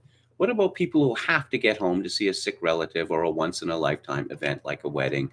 Say hi to them on Twitter for me, because of course Alex Berenson was banned from Twitter for reporting government information about the coronavirus. And we have an update here. Update: JetBlue blames crew shortages, many flights canceled. Added bonus: they can't even figure out how to give us our bags back. Pop quiz: does the United States under Uncle Joe feel more like East Germany in the 80s? Badly run oligopolies as far as the eye can see. US under Carter, all of the inflation and malaise, none of the cocaine. Britain post-World War II, we won. Why does it feel like we lost? Feel free to add your own suggestion. And we have this from yesterday. All over the world, the mRNA vaccine experiment is ending, not with a bang, but with a lot of unused inventory. In Africa, COVAX African Union declined to buy more doses of Moderna's COVID shots. German lawmakers reject vaccine mandate for people over 60. Daily count of people receiving a first dose of vaccine by date of vaccine administration in the United States, reaching a peak in May of 2021, over 2 million a day. And now we're pretty close to zero. Pretty close to zero in the United States, which is really remarkable, because you still see the messages, right? You got to get vaxxed. You got to get boosted. It's free. We make it so easy for you, and it's the only way we can put the world to rights. You know, if you just keep getting jabbed, and jabbed, yeah, well, it seems that people are just not all that interested anymore. Let's go to the Daily Skeptic. 1 in 8 hospital trusts still won't let relatives visit patients. Reed Malone versus New York Times Company et al. Read the letter from Dr. Robert Malone's lawyer informing the New York Times he's taking legal action against it for defamation. Read also Dr. Malone's riposte to the claims made in the paper about him. Good to see a traduced skeptic pushing back, and his case looks strong. Spectator columnist Toby Young says white working class men are the most disadvantaged group in Britain. Women of African Caribbean descent earn on average more than white working class men. ONS data show COVID infections peaking at a record level, but NHS 111 data paint a very different picture of prevalence way down at pre-Omicron levels. Boris Johnson says he will lock down the country again if it saves lives. Johnson has admitted he can't rule out plunging the UK into a COVID lockdown again in the future, despite only just releasing the nation from 2 years of crippling on-off restrictions. You know, Boris Johnson was found to have violated his draconian restrictions again and again and again and again. But this was really a gift from God that he wasn't tossed out of office. But this is his attitude. His attitude for his whole life has been sans souci, you know? And he's not going to change. Of course, he's not going to change. Hospitals clogged with well patients. 60% of patients are fit to be discharged, but are blocking beds. the 23,000 unexplained deaths in England and Wales that raise serious questions of vaccine safety. There is talk about the contraindications to mRNA, considerable talk in the United States, considerable talk in Britain, talk about it in the media in Canada, nothing. Nothing. Which leads to the obviously false claim that no, there are no adverse reactions to mRNA jabs in Canada. And how do you know? Because we don't write about them. We don't do the research. We don't make the smallest effort to discover what is going on here. Nope. Why would we?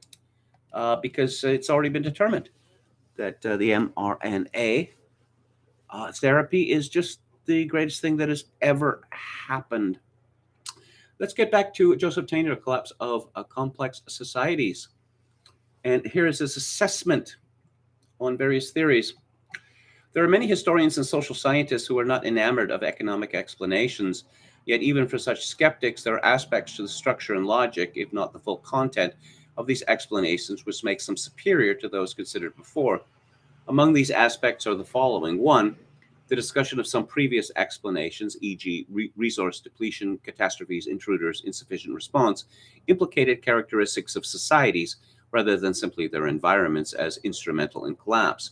Why, it was asked, do societies not produce a sufficient response to circumstances? Debate can rage endlessly about whether the specific economic interpretations just discussed adequately account for weakness. They do, though, have one characteristic that makes them preferable. They recognize this need to identify internal factors of weakness and set out to do so. Two, in contrast to some explanatory themes, e.g. class conflict, social dysfunction, mystical, economic explanations identify a specific mechanism or event controlling change. Three, in contrast to several of the studies discussed, economic models identify a definite causal chain between the controlling mechanism and the observed outcome. Again, those causal chains can certainly be debated for the studies just discussed, but these are logically and structurally preferably because the causal chain is there. These economic studies, of course, are not without weaknesses. None of these authors has attempted to generalize beyond an individual case, although there is great potential to do so. When Lewis cited religious and ethnic prejudice for the lack of Ottoman economic development, it is disappointing that he did not better account for Ottoman inflexibility in this matter. He simply stated that later Islam was not willing to learn from others, which clarifies nothing. R. McC. study of Mesopotamian intensification admirably outlines the processes that led to collapse, but does not fully account for elite mismanagement. And Lattimore can cite no reason for surplus labor in China other than the needs of the elite.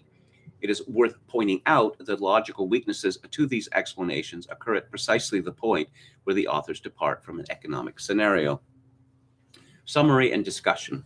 The evaluations of the various approaches to explaining collapse can be summarized as follows. One, resource depletion. Dealing with resource uncertainties is a common activity of complex societies and maybe one of the things they do best. Where this is not the case, research has to focus on the characteristics of the society that prevent an appropriate response, rather than exclusively on the characteristics of the depleted resource. Two, new resources. This theme has some attraction to integration theorists, but none to conflict theorists. Its usefulness is mainly restricted to simpler societies. Three, catastrophes. Complex societies regularly provide for catastrophes and routinely experience them without collapsing.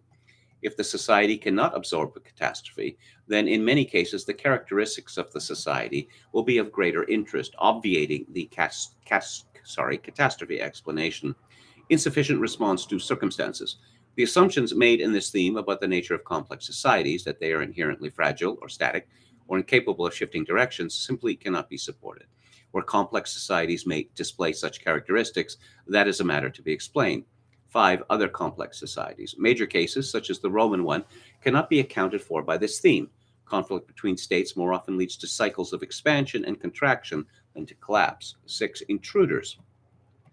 The overthrow of a dominant state by a weaker one is an event to be explained, not an explanation in itself.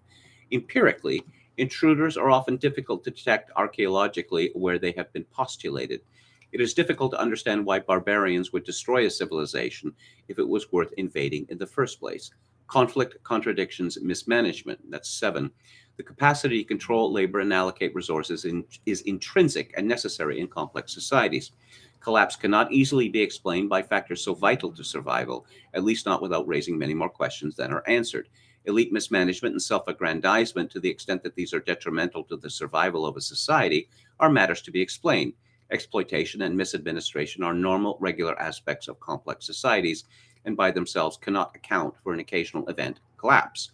Peasants rarely revolt except when allied with other social strata, and their rebellions are not typically aimed at collapse. 8. Social dysfunction. These explanations offer neither sources of strain nor causal mechanisms that can be analyzed in any objective way. 9. Mystical. Mystical explanations fail totally to account scientifically for collapse. They are crippled by reliance on a biological growth analogy, by value judgments, and by explanation by reference to intangibles. 10. Chance concatenation of events. This theme provides no basis for generalization. Collapse is not well explained by reference to random factors. 11. Economic explanations. These are structurally and logically superior to the others, at least as these others have been formulated to date. They identify characteristics of societies that make them liable to collapse, specify controlling mechanisms, and indicate causal chains between controlling mechanisms and observed outcome. While economic explanations are not universally accepted in the social and historical sciences, such scenarios remedy the logical deficiencies of the other approaches. Existing economic models often suffer from incomplete forays into political and social explanations, but this is not an intrinsic flaw. The major drawback to economic explanations for present purposes is failure to develop an explanatory framework that is globally applicable. With the exception of mystical explanations, which are without scientific merit, none of these explanatory themes fails entirely. Indeed, the economic theme comes close to success in logic, if not in specifics, but does not go quite far enough. Except for mystical explanations, these approaches are not necessarily wrong or misguided. They are simply inadequate as presently formulated. They require assumptions that cannot be unquestioningly accepted and fail frequently in their logic. But they also point to relevant variables and processes. Societies do encounter resource shortages, class interests do conflict, catastrophes do happen, and not uncommonly the response does not resolve such problems. A general explanation of collapse should be able to take what is best in these themes and incorporate it. It should provide a framework under which these explanatory themes can be subsumed so that one can account for what is worthwhile in each. A general explanation should make these themes clearer in application than each one would be standing alone. In the next chapter, an explanation of collapse will be developed that follows the economic theme.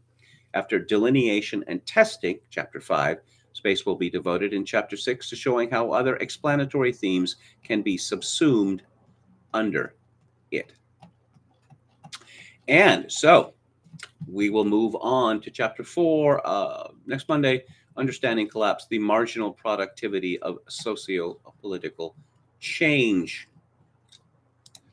And let's go back to the chat, see whether anything is going on there. Hello to Birkin Sultanov, who exclaims, Rachel Levine. Yo Mama says, it seems like the author is rejecting mysticism due to his epistemological bias. Well, yes, this is true. And Burnham did the same thing in the Machiavellians. You know, science rightfully only deals with things that can be measured, and things of a mystical nature cannot be measured. This is not a justification of the superiority of science. I'm just pointing out that Tainter is looking at the question of collapse from a solely scientific point of view. The man for the job is whaleback, says Oscar Toe. Did anyone collapse during Krakatoma Black Summer, says Quachalango. Ogan's Iron says France, Le Pen versus Macron. Unfortunately, that's automatic. Macron will win and France will face existential threat. Well, we've seen this over and over again, that everyone else gangs up against Le Pen. Her appeal is limited, you know. I believe it was in the last presidential election that she decided to go pretty left-wing economically. I guess she decided that, you know, what she was peddling before wasn't working. So the message was shifted. Of course, you know, not to be crude, however, One of the problems with Marine Le Pen is that whatever she's saying at the time has a great deal to do with whoever she is romantically involved with. Anwar says, I hope someone can make France great again, but I'm not hopeful. Your mom says, wasn't the collapse of the Mayan classic period triggered by a volcanic eruption on the other side of the world? Well, yeah, that is a hypothesis. Ogan's Iron says, willing, useful idiots of people like Newland, neocons come on. As I've heard from them state, they're extremely motivated by the opportunity to be violent. Well, yes, as you know, my hypothesis is that neoconservatism is a mystery religion. And what is the nature of that mystery? It is a death cult. My main problem with Azov is their cartoon villains, says Ogan's Iron. Is Macron still a heavy favorite, says Oscar Toe? Well, in the first round, no, but it's the second round that counts. And, the leftists, they always go for the centrist candidate, Okay. Hello to Dr. Deadname. I haven't seen you here today before. And are there any dissident right people who like the Azov Battalion because they rock the meme Nazi memorabilia? There seem to be a few. Apparently, I've read that the neo-Nazis from around the world are flocking to the Ukraine. They're going to have a very nasty surprise waiting for them. Also, supposedly, that the prominence of the Azov Brigade has given hope to neo-Nazis around the Western world. Yeah, I don't know. Let's see. Anwar says, Kevin in chat, search and watch North Carolina Lieutenant Governor Mark Robinson speaks the truth when you have the chance. Okay, will do so.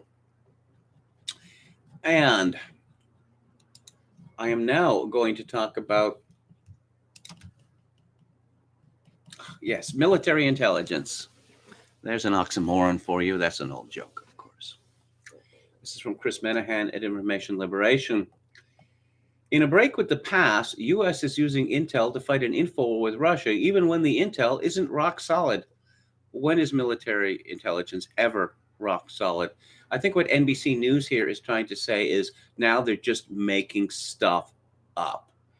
It doesn't have to be solid intelligence, one U.S. official said. It's more important to get out ahead of them, the Russians, Putin specifically, before they do something. Why? There were very few people in the United States or Canada, or Britain for that matter, who had any interest in the Ukraine. And most of the people who had an interest, apart from, ancient ethnic ties, their interest was of a pecuniary nature, a venal nature, given that the Ukraine is the money laundering capital of the world. It's also the white slavery capital of the world. But boy, we sure love that President Zelensky, don't we? And his green T-shirts. How many of them does he have, I wonder? U.S. officials said they had indications suggesting Russia might be preparing to use chemical agents in Ukraine. President Joe Biden later said it publicly. But 3 U.S. officials told NBC News this week there is no evidence Russia has brought any chemical weapons near Ukraine. Menahan says the U.S. lied about Russia moving chemical weapons to the border of Ukraine, lied about China giving Russian arms, and lied about Putin being misled by his advisors as part of an info war with Russia, according to a new report from NBC News. And of course, discussion of the Biden administration, it really resembles what we used to call Kremlinology. Oh, yes, so the regime does this, says this, but what does it really mean? And the media here, for NBC News to go after the Biden administration in this manner, again, could this be part of a plot to completely delegitimize Biden so that he can be pushed out, but replaced by whom? That is the big question. Chris Menahan says the U.S. lied about weapons of mass destruction, lied about Saddam Hussein working with al-Qaeda, and lied about Assad gassing his own people. On the same note, they lied about Trump being in bed with Russia and lied about January 6th being an insurrection. To suggest our intelligence community putting out phony intel is a break from the past is just comical. It's also comical to suggest this propaganda was to target Putin and not con the war-weary general public into supporting the war effort. All these claims, obvious lies, and yet our controlled media put them all out without the slightest hint of skepticism, acting in essence as U.S. intelligence operatives. Tomorrow, they'll dutifully put out more regime lies and disinformation fed to them from the exact same intelligence sources and demand those of us insisting it's all lies to get banned and censored off social media. And let's look at the Drudge Report, see whether the world is blown up yet. Oh no, another massacre. Oh, Zelensky tells 60 Minutes what he saw in Bucha. Russia or die. These Ukrainians were given only one way out. War dead Bly slogan, no one left behind. Putin takes nuclear briefcase to funeral, bans all troops from social media. Okay, in other news, Will Smith banned from Oscars for 10 years. There's been a bunch of stories and videos about Will Smith. Now, I've been going to gossip columns for over a decade, and we all know the stories about Will Smith. I suppose one of the most prominent is that he's actually homosexual. You may have seen pictures or video of him with Lewis Hamilton, the Formula One driver, last year. It was absolutely sickening. Will Smith appeared to be in an erotic frenzy. But now we have these videos of his wife saying, him being ambushed by his wife for her own show. And apparently he's locked into this lie with this woman who appears, more like a succubus with each passing day.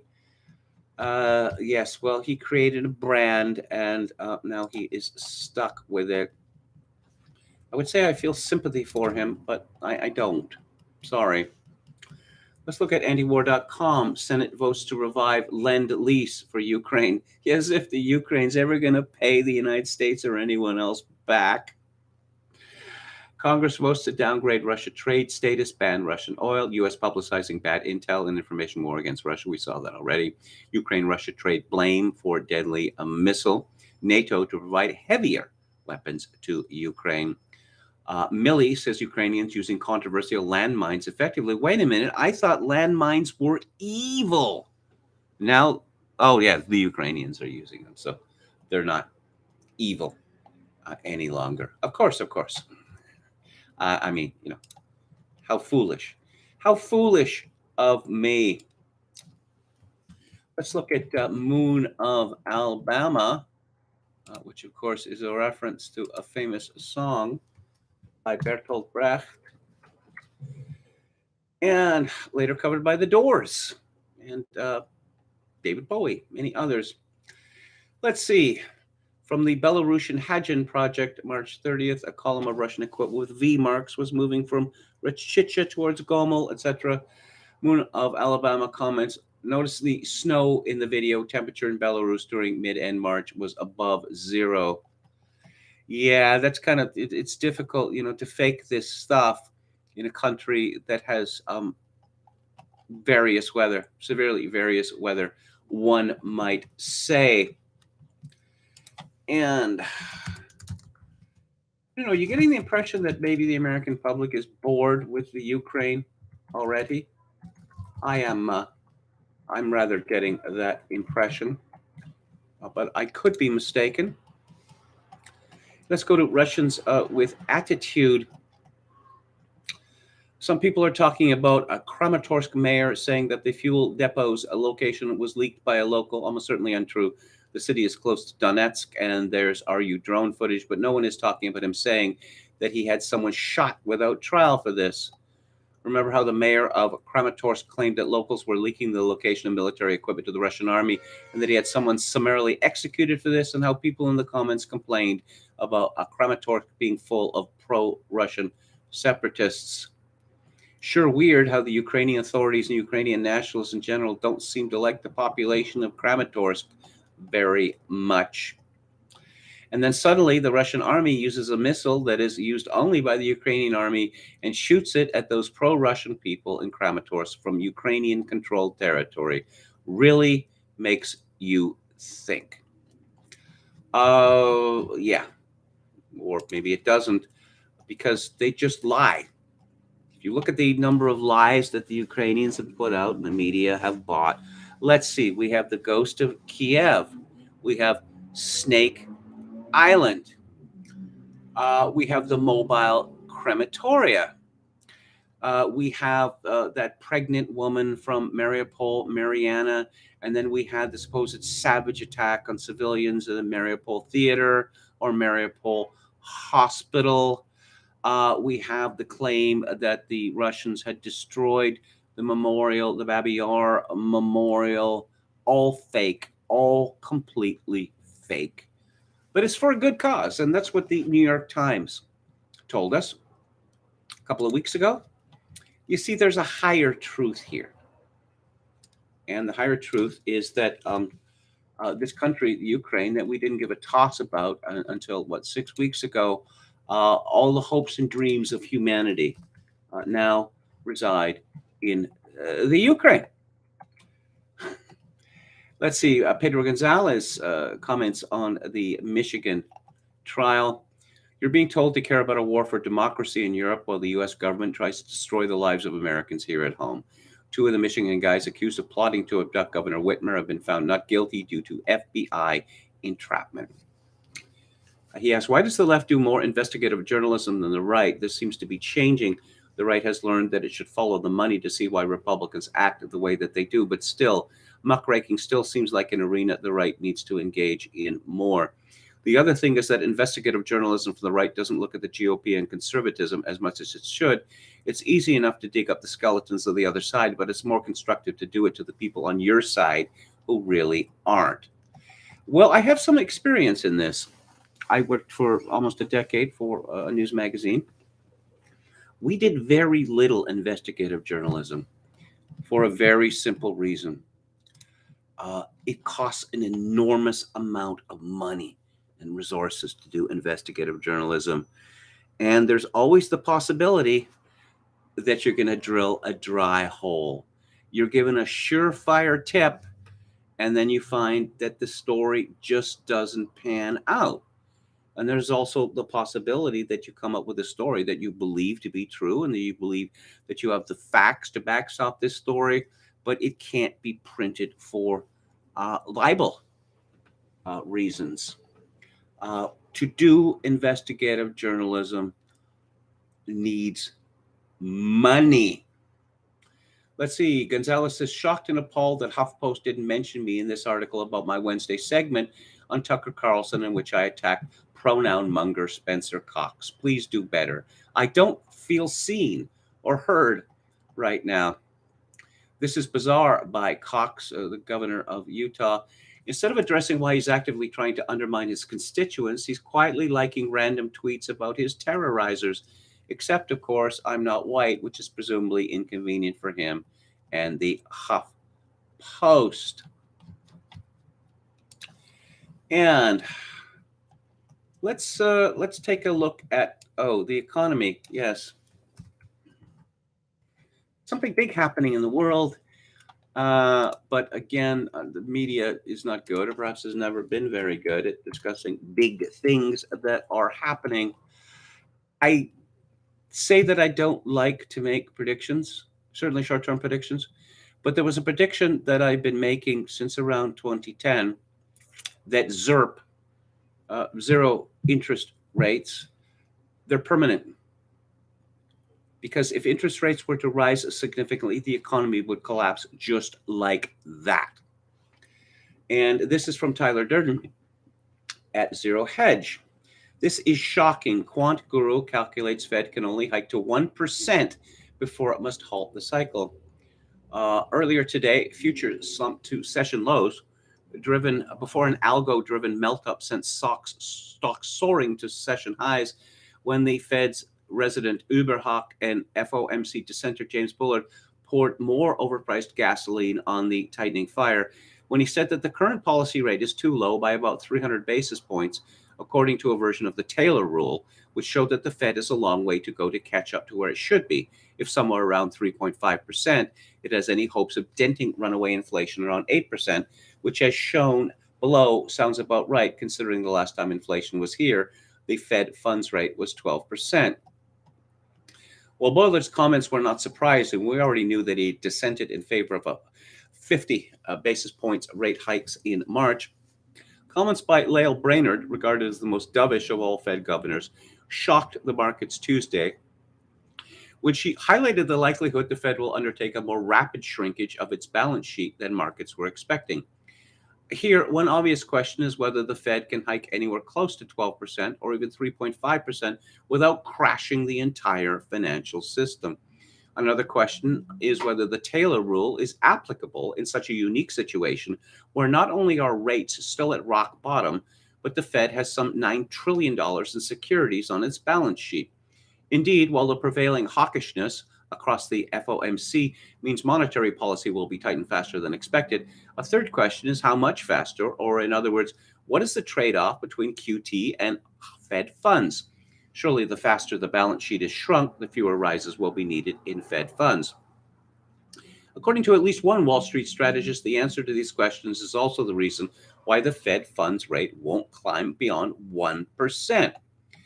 We refer to SocGen's resident permaskeptic Albert Edwards, who today writes that the prospect of the Fed engaging in rapid balance sheet shrinkage has spooked the markets. But as we muse above, how does one combine the concurrent impact of QT with the Fed fund hikes to get a handle on where Fed funds might peak? Well, Edwards believes he may have the answer, or rather he says that his learned colleague, SocGen's in-house quant guru Solomon Tedesz, has an answer. While few in the mainstream have ever heard of him, back in mid-2018, not long before the Fed's rate hike plans blew up spectacularly, the SocGen quant made waves on Wall Street trading desks when he went against the consensus view and in May 2018 pinpointed the peak in Fed funds at a lowly 2.5%. He was absolutely spot on. The problem, his latest analysis for the cycle puts the peak of the Fed funds at just below 1%, or less than 3 more rate hikes before the Fed is forced to reverse. That, as Edward notes, is so far away from the current consensus that it deserves some serious analysis. I don't know why this should be considered controversial.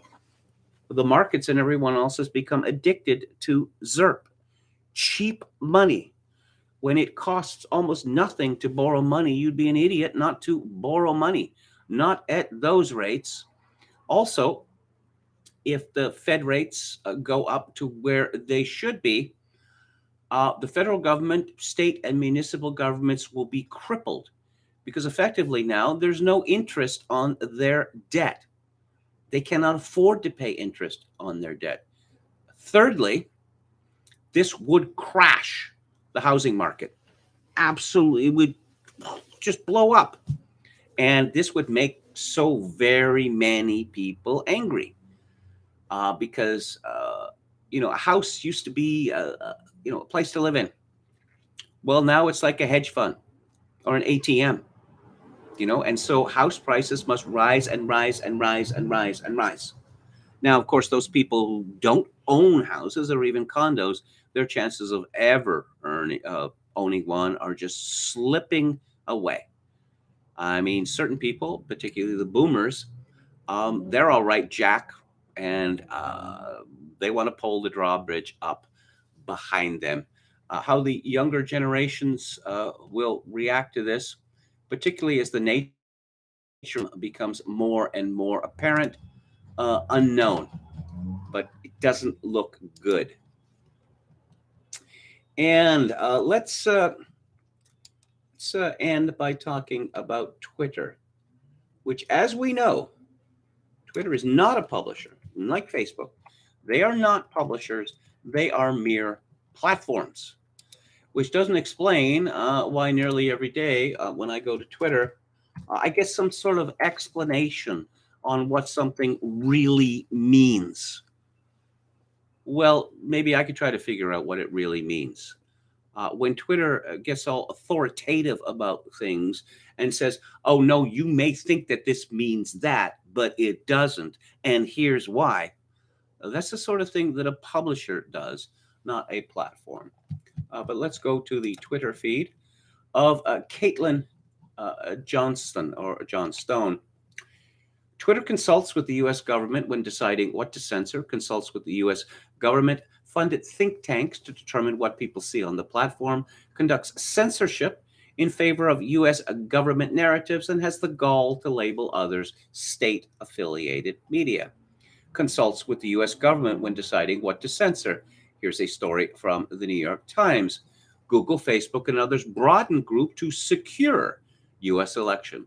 More tech companies met with government agencies on Wednesday to fight disinformation on social media. Caitlin Johnson tweets, the Twitter consults with U.S. government-funded think tanks to determine what people see on the platform. And she links to a story from Mint Press News, ASPI, the government-funded conspiracist think tank now controlling your social media feed. That ASPI is now partially in charge of Twitter's moderation, influencing what hundreds of millions of people see daily, is a grave threat to the free flow of information, as well as to the chances for a peaceful 21st century. And ASPI is the Australian Strategic Policy Institute. And going back to Caitlin Johnson's Twitter stream, we find more evidence of this. That Twitter overwhelmingly conducts censorship in favor of U.S. government narratives. And here is a piece from Caitlin Johnson's own Medium account. Have you noticed how social media purges always align with the U.S. empire? Twitter has suspended multiple large Cuban media accounts for reasons the social media platform has yet to explain as of this writing, a move which journalist Dan Cohen has described as the equivalent of silencing CNN, Fox, the Washington Post, and NPR's accounts for that nation. The Union of Cuban Journalists has denounced the move as censorship. Last month, we saw Twitter suspend hundreds of accounts which it claims originated in mainland China for engaging in covert manipulative behaviors against the Hong Kong protests, with Facebook and Google/YouTube following suit in the creepy uniform coordination we come to expect between these social media giants. In June of this year, and this is a story from 2019, Twitter removed thousands of accounts it claims were associated with the governments of Iran, Russia, and Venezuela, as well as 130 accounts reportedly tied to the Catalan independence movement in Spain. In May, Twitter removed 2,800 of what it claimed were inauthentic accounts originating in Iran. Earlier this year, Twitter and Facebook coordinated with each other to remove hundreds of accounts they claim were tied to coordinated influence operations in Iran, Russia, and Venezuela. Cuba, China, Russia, Iran, Venezuela, and the Catalan independence movement.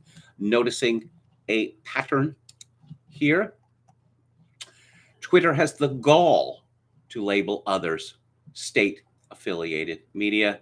And here is a tweet from the left-wing British politician George Galloway, who says, Dear Twitter support, I am not Russian state-affiliated media. I work for no Russian media.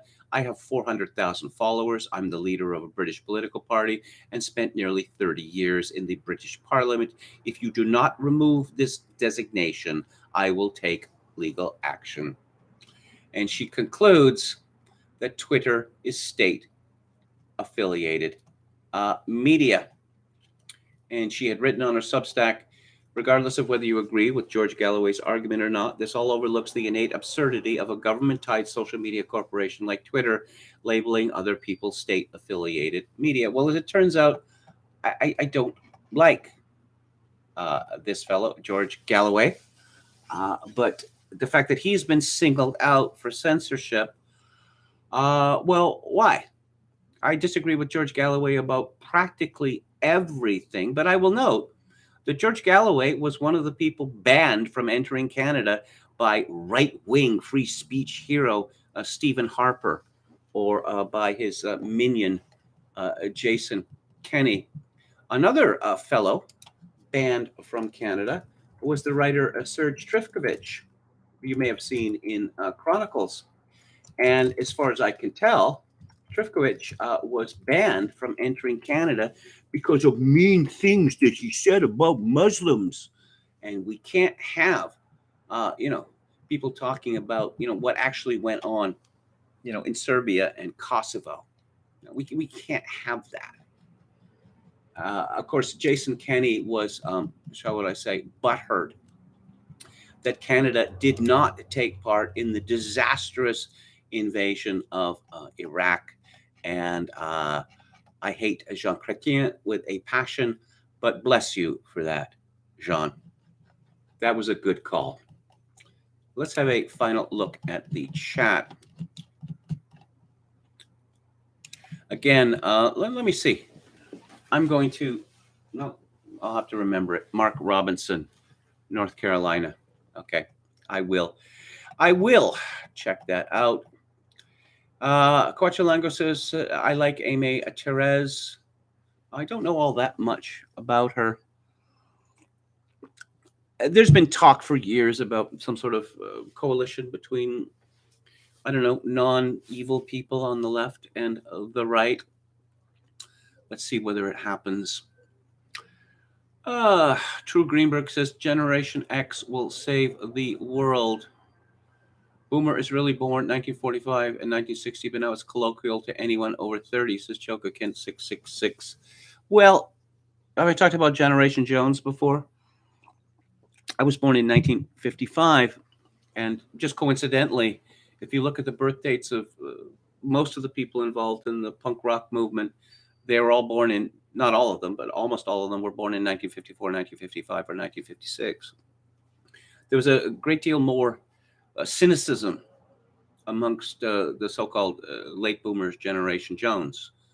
For instance, I was 17 years old when there was the first oil shock in 1973. That is to say that the prospects for Generation Jones were considerably less rosy than they were for the early boomers, who just went from strength to strength to strength. Let's see, who else do we have? Little known facts, says True Greenberg. OK Boomer was the original title of Radiohead's groundbreaking album, later changed to OK Computer. Is that true?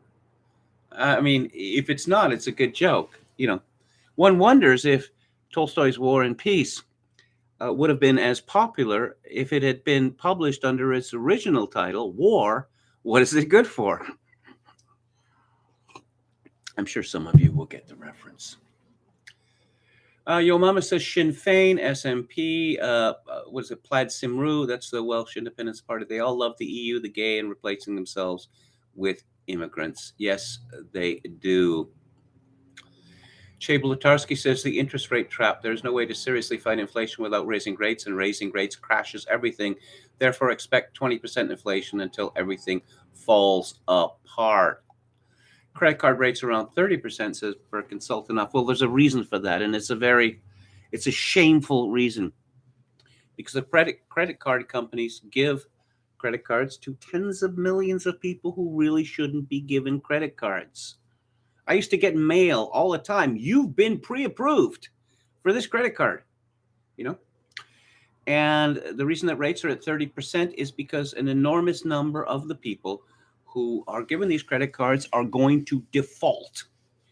And so everyone else has to pay as a result of that.